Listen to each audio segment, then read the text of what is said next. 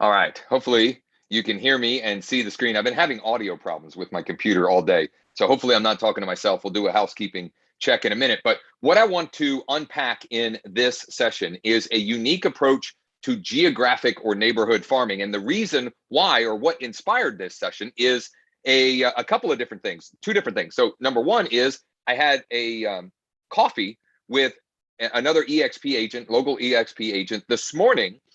And we talked about a number of different things, but one of the things that I asked her, what she could use help with, and she said farming, because that is something she's identified as something, she wants to do to grow her business. The problem is in our market, and many of you may experience this as well, in our market, we don't have any neighborhoods or subdivisions that really fit the metrics that generally speaking you need to make traditional geographic farming work. The other thing that sort of inspired this or prompted this is an agent that I recently, like really recently, brought into my organization here at EXP. She has a health challenge, which means that she wants to narrow her focus to a geographic area around her house that she could easily get to. The problem is, in most cases, it is extremely costly to do traditional geographic or neighborhood farming. And so I want to give you some different ways and some unique approaches to how you might incorporate geographic or neighborhood farming in your real estate practice.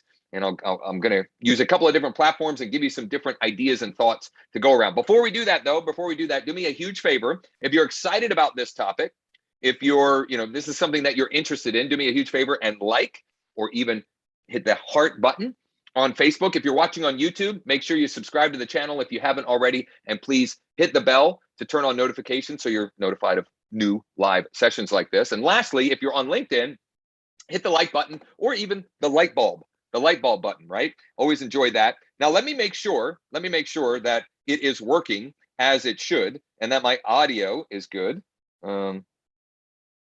Is it working? Let's see here. 1 second. Bear with me. Julie, thank you. My audio is working. Okay. So it was just, I don't know. I've been having problems with it today and I wanted to make sure. So let's talk about this conceptually, and then I'm gonna share my screen and show you specifically some examples. Traditional geographic or neighborhood farming is done where you identify a neighborhood or a subdivision that has a particular turnover ratio. How do you figure that out? You take how many homes are in the neighborhood and how many have sold in the last 12 months. So for example, for easy math, if it was a 500 home subdivision and 50 homes sold in the last 12 months, which would be a lot, that'd be a 10% turnover ratio. If 25 of them sold, that would be a 5%. If 5 of them sold, that would be 1%. And what we see here in Central PA is that most neighborhoods and subdivisions are well under 5%, right? It makes it hard. I think the best practices or rules of thumb are like anywhere from 5 to 8% turnover rate for traditional neighborhood farming. What can we do instead, though? How can we get more strategic about this idea? Well, we can use different software and filtering and logic to identify property owners that might be more likely to sell. Because here's the reality of it. The reason why traditional geographic or neighborhood farming is so costly is because we have no idea of those 500 homes. We have no idea which of them might be looking to sell in the next 6 months, 12 months, 24 months. But with smarter logic, we might be able to more strategically invest and identify the ones that are more bottom of the funnel. Okay, so what does that look like? Let me give you some practical examples of what that might look like using some software platforms that I have been talking about. Well, one of which I've been talking about a lot, and another of which I really like that my MLS provides access to. So first and foremost, I want to give you some ideas around this using Propstream. Now, in the description is a link to a free trial with Propstream. It's growwithjosh.com/PS. Growwithjosh.com/PS. I've been doing some regular sessions around Propstream. I've even had the head trainer on for some of those sessions. And if you want to go deeper on some of the things that we can do with this platform, for example, if you're interested in commercial real estate, last week we talked about finding motivated commercial real estate listings. We did a deep dive demo a couple of weeks ago. You can find those on my YouTube channel, on my Facebook page, or on LinkedIn. You can check them out there. I love this platform for a number of reasons. Their data is phenomenal. So let's say that I want to get strategic about farming my preferred zip code.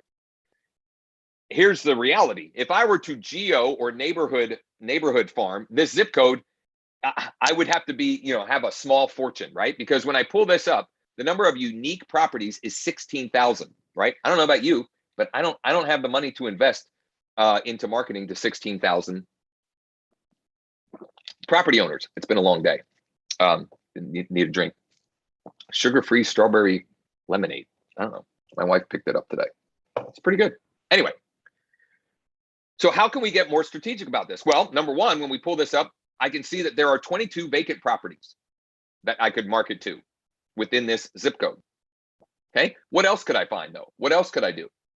There's lots of things, right? We're only limited by our creativity. So one of the things that I've been talking a lot about, in fact, this is a great way for you to see the framework that I've built to market to any of these little audience pockets. You can go to absenteeclass.com, absenteeclass.com. You'll see a free training class there where I'll walk you through the marketing steps for getting motivated absentee owners or tired landlords to call, text, or email you about selling or listing their property.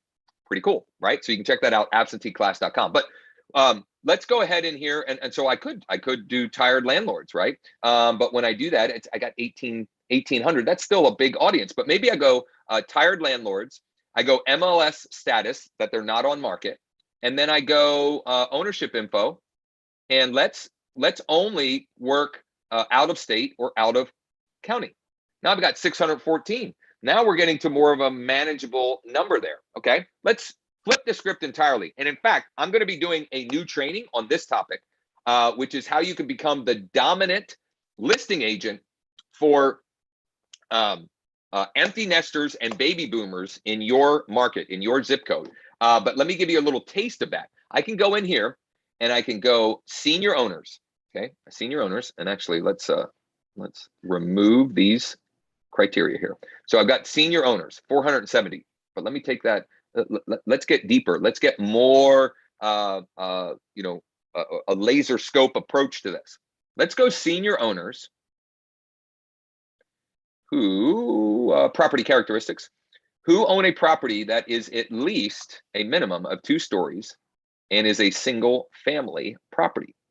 237. Now I've got a list of 237 senior owners that own a property that is at least 2 stories. Okay, that may be a great audience for me to geographic farm, right? I'm still farming geographically, but I'm using smarter strategy and sort of filtering and best practices for how I can better invest my money. Now, why is that important, right? Just a quick aside, and I'm going to stop my share for a second here. Why is it so important? Well, I think what you'll find is that if you can go an inch wide and a mile deep, you're going to get exponentially greater return than going a mile wide and an inch deep. What do I mean by that? So if you have $500 to invest, let's say, you could invest that into one, let's say, postcard to an audience of 500, or you could launch a multifaceted, multimedia marketing campaign to a smaller audience, say 200 or 250, and hit them in multiple channels by email, by voicemail, on Facebook, and in their mailbox with direct mail. Which one do you think is going to give you a better return? It's no question. I'll answer for you. It's no question. It's the one that's going an inch wide and a mile deep. Okay. So that's why I like these, different strategies and approaches to this. Now I've given you a couple of ideas with Propstream here, okay? But let me give you another way that you might, do some of this searching and filtering. I don't know about your MLS, but in my MLS, we actually get access to a software and a data provider called Remine. And with Remine, I can actually do some pretty cool stuff as well. This was one of the ideas that I shared with Shanice this morning over some iced coffees. We can go in here to Remine, and let's say I want a geographic farm properties in my children's elementary school. So the geographic area that feeds my children's elementary school. Why would I want to do that? Well, I might see them around more likely. I might see them at the school. I might see them at sporting events, etc. So what I can do with Remine, this is pretty cool. I can pull up, if I type in Shawl, which is the elementary school. So I'm going to type in Shawl. Okay. And that gives me the geographic target. But again, if I were to do that, we've got 3,619 results. That is, again, if I had limitless budget, bottomless pockets, right? That might work, but let's get strategic. Let's use a little strategery. So I'm going to click this button that says advanced. And we're going to make sure that they are, I'm gonna do expired, and I'm going to do, let me think. Temporarily off market, closed, canceled, active. I'm going to leave these, and then we'll have to cross check it. Which is fine. Really, what I wanted you to see is this. We could narrow it down. Here's one of my favorite, if not my very favorite, filtering criteria within Remine. Now I've got to find it because they've actually changed some of this. Oh, they changed things on me. Let's see here. Location filters, exterior, parties, listing office. No, looks like they might have taken my favorite search functionality out of here. Okay, well, we can get creative nonetheless. Senior community, days on market. Well, here's what we used to be able to do. They actually assigned a cell score. They assigned a cell score to every property, and that's what I was trying to find. But let's okay, regardless, there's other things we can do. Let's do property features. We'll do residential, and we'll go ahead and say 4-bed or more. And did that update? Okay, so we're down to 1435.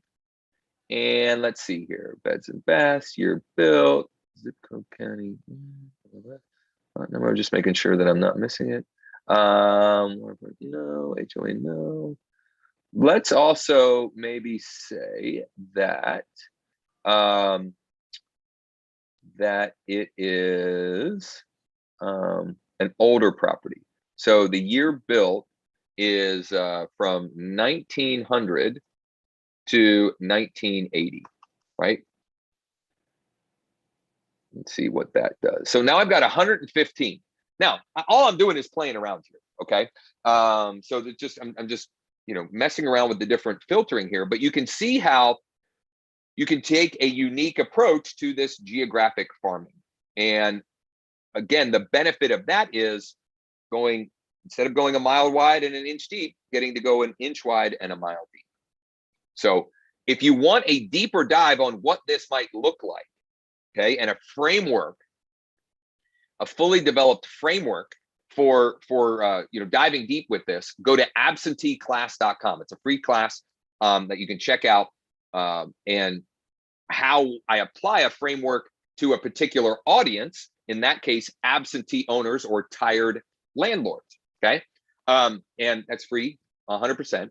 If you want to check out and get a free trial of Propstream, which is phenomenal, go to growwithjosh.com/PS. Now, I would love to hear from you, please, and thank you. Comment below with questions that you have, ideas you have. Maybe if you have an idea for filtering options and want some feedback on that, comment below. I love and appreciate all of the engagement and the the questions and the interactions with those of you who watch these. And a couple of last items. If you would like to dive deeper and do a strategy session with me, have a free strategy session with me on how we might be able to partner with you and build out a client acquisition system for you around this idea, just go to growwithjosh.com/chat. growwithjosh.com/chat. As always, if there's anything at all we can do to help or support you, just reach out. You can comment, you can send a private message, call, text, email. I'm easy to find on social media, or you can Google me. I'd be happy to chat. And I would, again, love to hear your thoughts on geographic or neighborhood farming. And I'd love to hear, are you currently doing traditional geographic or neighborhood farming? And how's that going for you, right? So thanks for spending some time with me on a Monday afternoon. Let's make it a great week. If you have anything, any questions or need anything at all, let us know.